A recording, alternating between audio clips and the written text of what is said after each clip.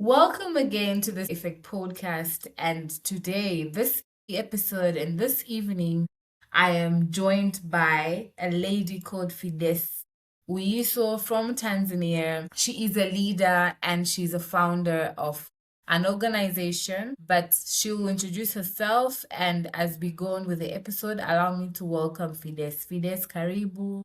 Asante, how are you? I am great. Thank you for accepting to join me today. So, I know you're a founder of an organization that I believe you'll be able to introduce it, but tell me more about yourself as Fides. Who is Fides? So, Fides is a mother. Yes, I love introducing myself as a mother because my child changed me. So, I'm a mother to a child with very severe epilepsy, and I advocate for epilepsy.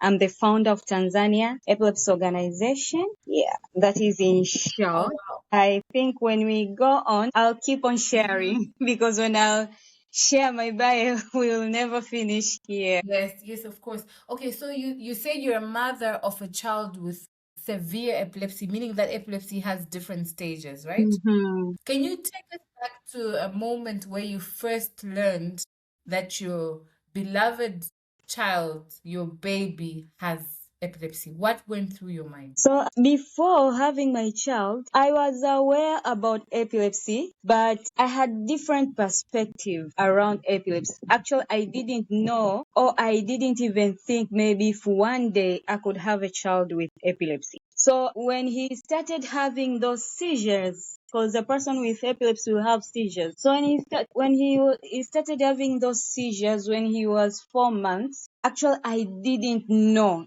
it was seizures. I thought my child was possessed. But the thing is, when he had those seizures, he was not even having fever or any other issue. Actually, he was having seizures when he was asleep. So I thought maybe my child was possessed and I could pray for him.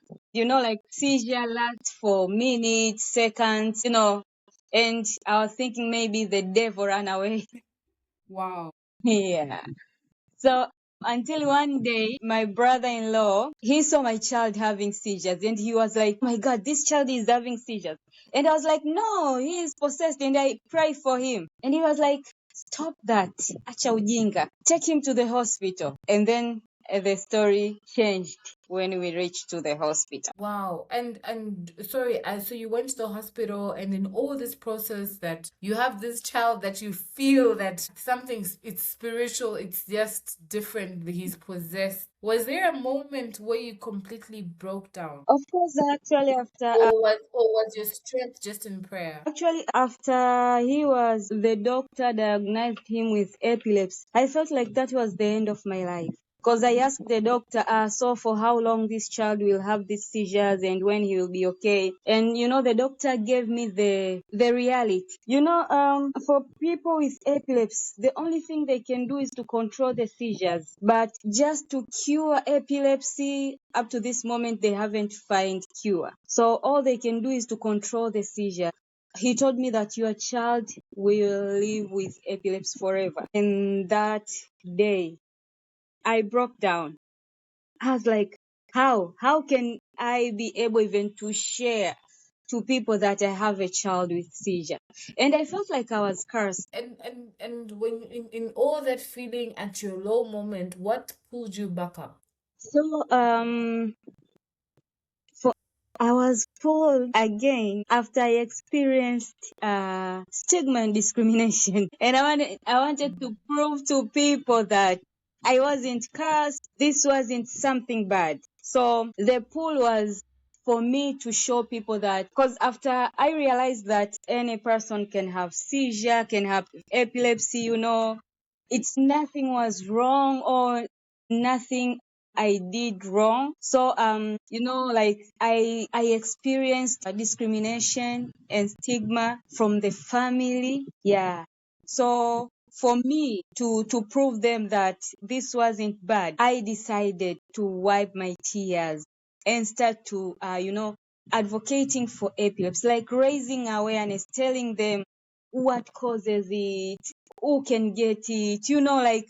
And within that, it's like I was born again. I become this passionate about raising awareness about epilepsy, changing the mindset of people, wishing like every person who is living with epilepsy can have full life like somebody who doesn't have epilepsy. And I felt like I was the voice for the voiceless, because like the stigma around epilepsy, it's like it shut down people. They cannot even share, they cannot even disclose. So I felt like I was the beacon of hope for those who are suffering in silence. Wow, wow. And I was actually coming to that part of the stigmatization, how epilepsy carries heavy stigma in communities, especially in Africa. And I wanted to ask, how did you ever feel ashamed or isolated? But amazingly, your story is different. So you rose up, you took bold steps, you wiped your tears, and then you started Epilepsy Tanzania. Can you Mhm. tell us what Epilepsy Tanzania does, and what gap is it feeling for that nobody else was feeling aside from being the light? So what Tanzania Epilepsy Organization does, our mission is to create inclusion for persons living with epilepsy. And you know why? Actually, epilepsy is one thing, but the stigma around it, it can affect even members of the family. Have you ever heard like, don't marry to that family because they have epilepsy?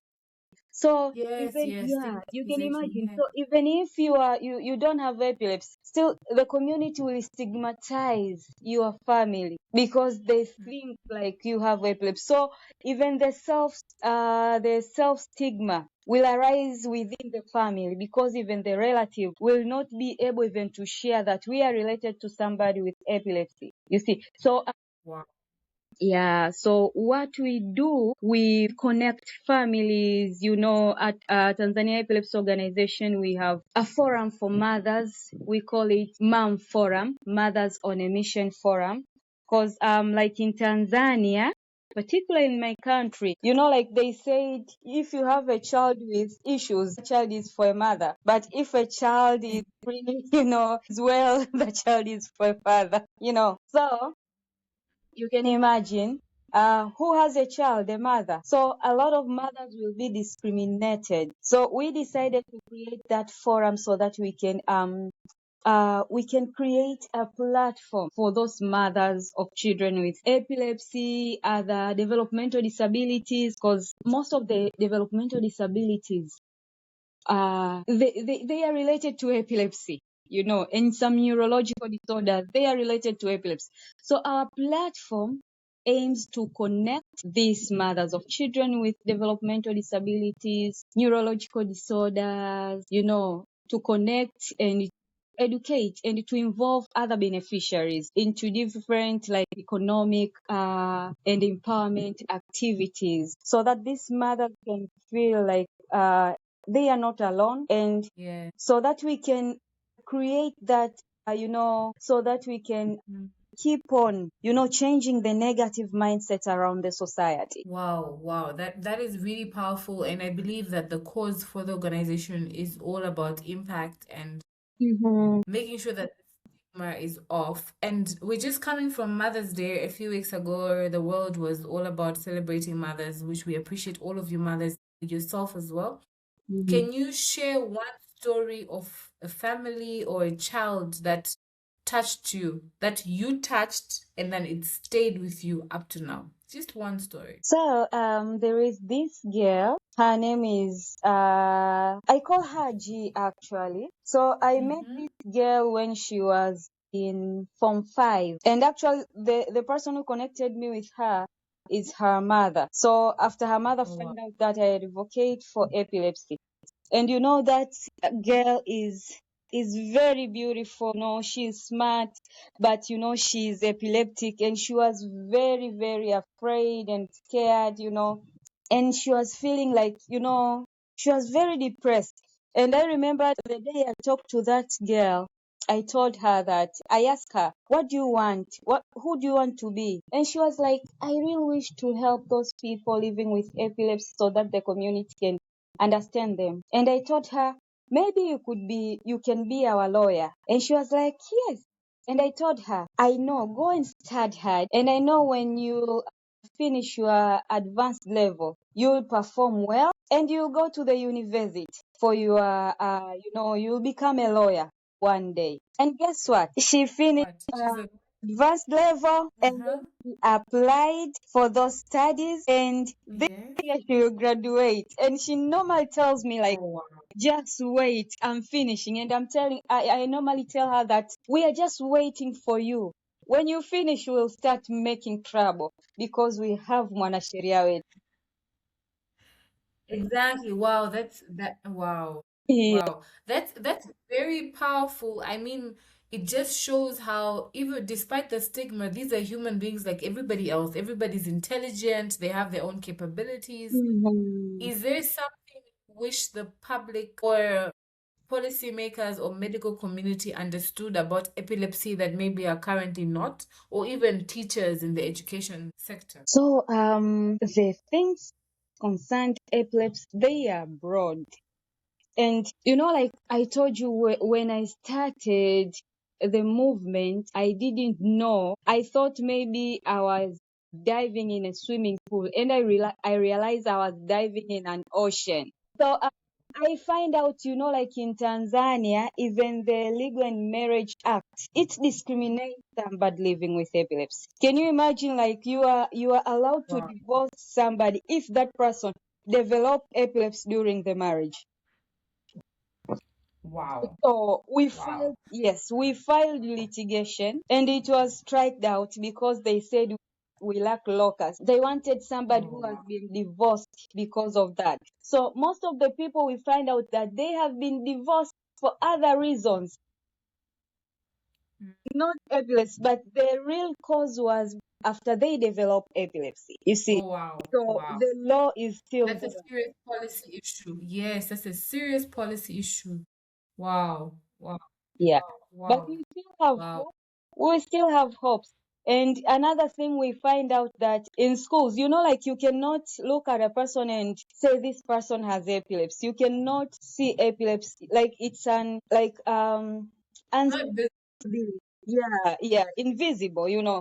So with the stigma, people, even the parents, they cannot even disclose to the teachers in schools. So you may find maybe this student accidentally one day she has or he has seizures in the school, in the class. And when they call the parents, they tell them that, you should stay with this child at home until he will get cured. And I told you that epilepsy is not curable. Yes. You see, Yes. so that Yes. means this child has been, forced out of school. And education is a human right. Yes, it is. It is.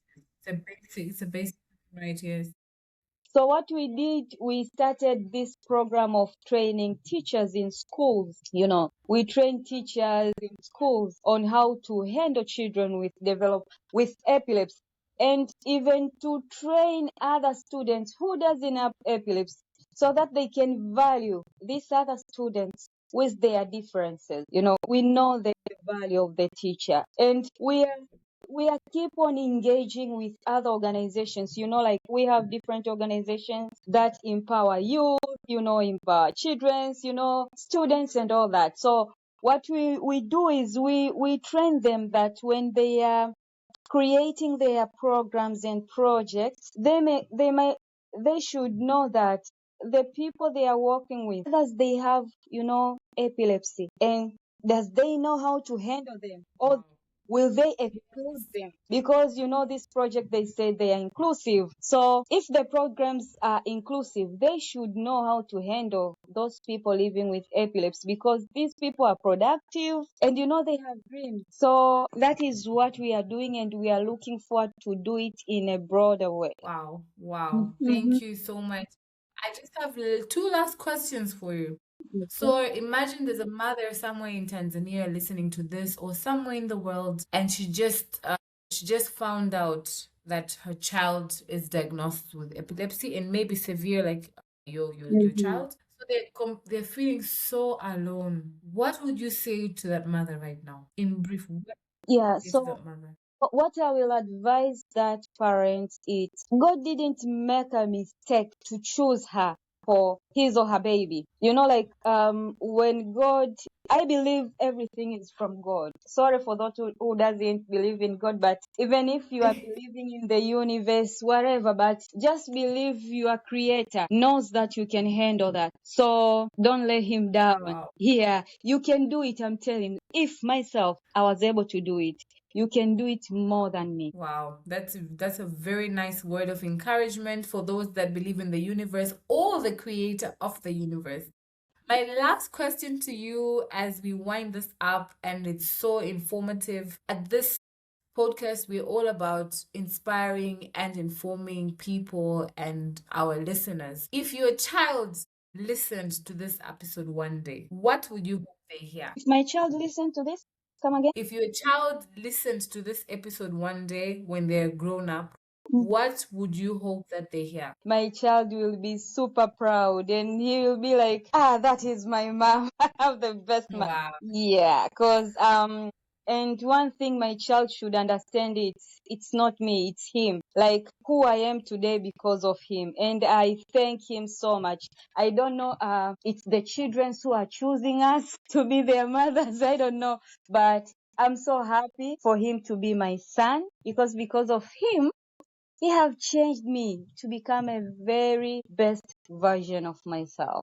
Wow, wow. Thank you so much. That's all for today's episode. We were with Fides Uiso, who's the founder of Epilepsy Tanzania. Today's the Subira Effect Podcast episode was focusing on From Diagnosis to Movement, a story of one mother as we're just winding up celebrating Mother's Month. Thank you so much, Fides, for joining me. Until next time. Cheers. Thank you so much. Cheers.